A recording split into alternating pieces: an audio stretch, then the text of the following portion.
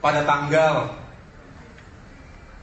20 Februari yang lalu, saya diundang oleh Bapak Presiden Joko Widodo ke istana. Dan malam sebelumnya saya dihubungi oleh Bapak Pratik, Mensesnek, bertanya apakah saya ada di Jakarta, dan kemudian saya mengatakan saya ada di Jakarta. Lagi bersama Bang AM dan Bang Andi Arief mengelola tabulasi sambil melihat sirekap, telepon satu persatu ke para caleg, termasuk tim yang ada di lapangan, termasuk Bu Andi Timo yang sedang menggelar war room di DPP sini dengan sistem pemantauan yang juga kita buat dari awal. Tiba-tiba mendapatkan telepon itu, dan kemudian tanggal 20 pagi saya datang menghadap beliau, dan tentunya beliau menyampaikan secara langsung ketika itu untuk mengajak Partai Demokrat bergabung ke pemerintahan dan memberikan amanah kepada saya sebagai Menteri ATR dan BPN.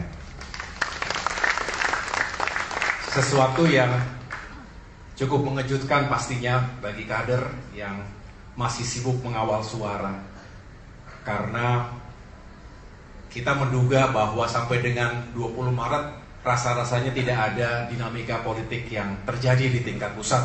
Tetapi itulah jalannya, itulah jalan Tuhan. Dan kemudian ketika ditanya, ya saya tentu menjawab kami siap, terima kasih atas kepercayaannya, karena dengan demikian Demokrat bisa kembali berperan bersama pemerintah. Inilah yang dari awal kita perjuangkan. Betul Bapak Ibu sekalian? Kita memperjuangkan untuk bisa berperan kembali di pemerintahan. Jadi secara de jure dan de facto hari ini Demokrat sejak tanggal 21 Februari berada di pemerintahan Kabinet Indonesia Maju. Setelah 9 tahun 4 bulan kurang lebih berada di luar pemerintahan. Betul ya? Kita ketika itu berperan sebagai sebuah kekuatan oposisi, dan tentunya ketika itu tidak ada pilihan lain bagi kita menjalankan peran seperti itu, dan kita juga berperan sebagai oposisi yang baik, yang bertanggung jawab, yang peduli, ingin negaranya baik, ingin pemerintahannya juga sukses, ingin rakyatnya sejahtera. Tapi tentu banyak sekali keterbatasan kita sebagai oposisi di luar pemerintahan. Kita hanya bisa menghimbau, kita hanya bisa mengingatkan, kita hanya bisa mengkritisi, tetapi tidak bisa mengeksekusi.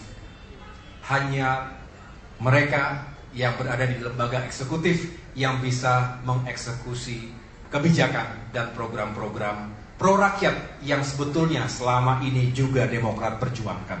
Jadi kalau melihat itu semuanya, melihat suka duka jatuh bangun Demokrat 9 tahun 4 bulan terakhir ini, kita harus mensyukuri posisi kita hari ini. Setuju?